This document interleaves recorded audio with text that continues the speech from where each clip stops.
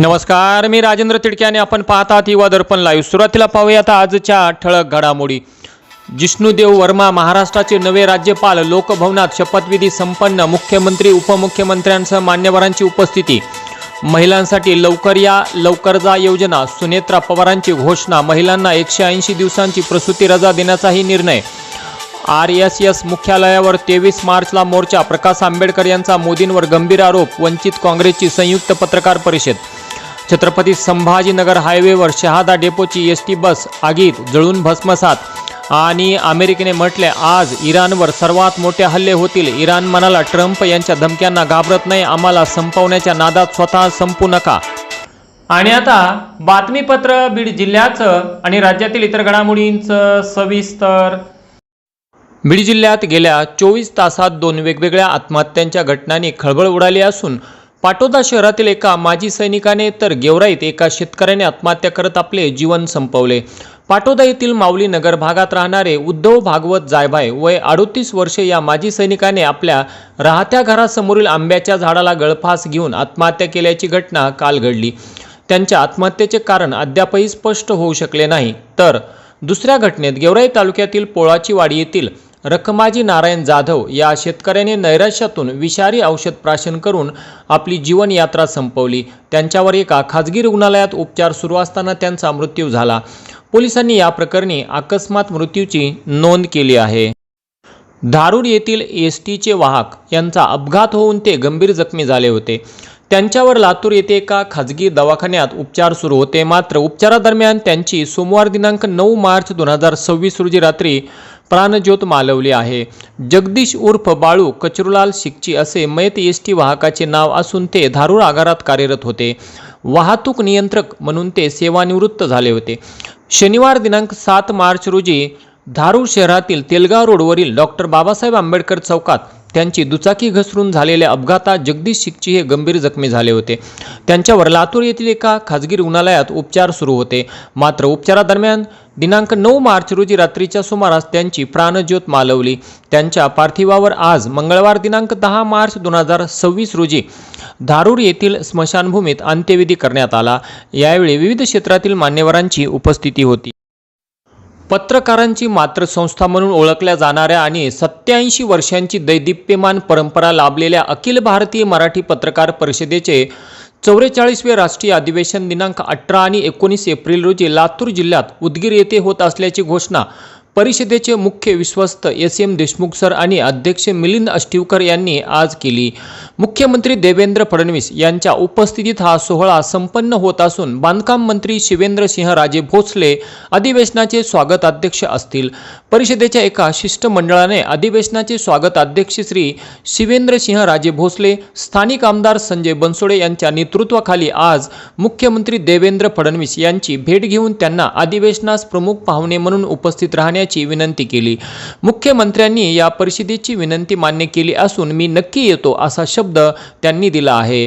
मुख्यमंत्र्यांना आज भेटलेल्या शिष्टमंडळात परिषदेचे विश्वस्त किरण नाईक, विश्वस्त शरद पाबळे, परिषदेचे मुंबई विभागीय सचिव दीपक कैतके, परिषदेचे लातूर विभागीय सचिव तथा अधिवेशनाचे प्रमुख संयोजक सचिन शिवशेट्टे, सातारा जिल्हा अध्यक्ष हरीश पाटणे, मुंबई अध्यक्ष राजा आदाटे, संयोजन समितीचे युवराज धोत्रे आदी यांची उपस्थिती होती। यंदाच्या अधिवेशनात देशभरातून तब्बल 3000 पत्रकार येतील असा अंदाज असून त्या दृष्टीने व्यवस्था करण्यात येत आहे।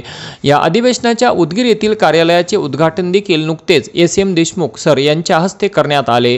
मराठी पत्रकारांच्या दृष्टीने गौरवाचा सोहळा असलेल्या या परिषदेच्या अधिवेशनास मोठ्या संख्येने उपस्थित राहण्याचे आवाहन स्वागत अध्यक्ष शिवेंद्रसिंह राजे भोसले, मुख्य विश्वस्त श्री SM देशमुख सर, अध्यक्ष मिलिंद अष्टीवकर, विश्वस्त किरण नाईक, विश्वस्त शरद पाबळे, कार्याध्यक्ष शिवराज काटकर, सरचिटणीस सुरेश नाईकवाडे, कोषाध्यक्ष मनसूरभाई शेख, महिला आघाडी प्रमुख शोभा जयपूरकर, डिजिटल मीडिया परिषदेचे प्रदेश अध्यक्ष श्री अनिल वाघमारे, लातूर विभागीय सचिव तथा प्रमुख संयोजक सचिन शिवशेट्टे, संभाजीनगर विभागीय सचिव रवी उबाळे, संयोजन समितीचे श्री युवराज धोत्रे आदींनी केले आहे। मी समाजसेवक आणि सर्वात महत्वाची पोलीस मित्र।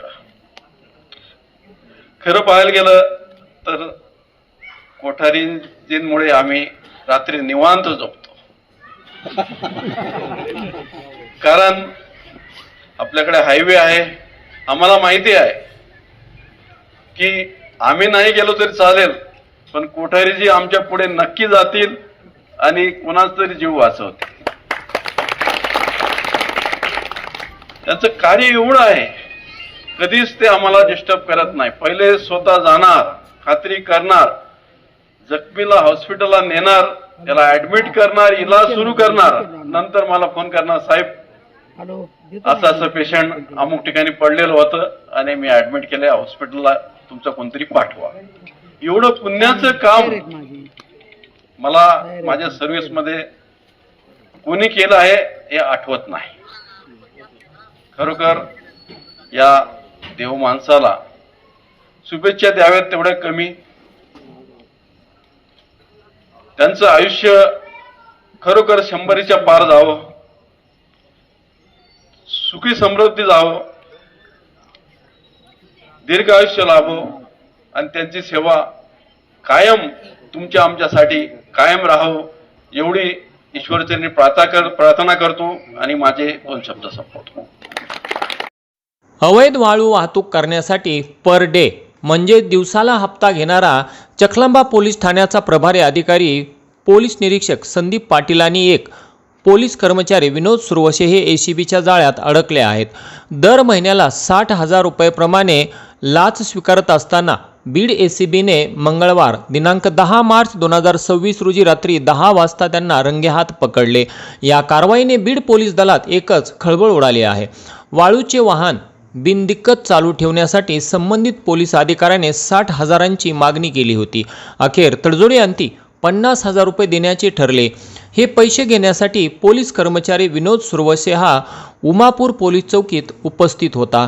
एसीबीच्या पथकाने सापळा रचून 50,000 रुपयांची लाच स्वीकारत असताना सुरवसेला ताब्यात घेतले. ही कारवाई बीड एसीबीचे पोलीस उप अधीक्षक सोपान चिट्टमपल्ले यांच्या मार्गदर्शनाखाली त्यांच्या टीमने केली.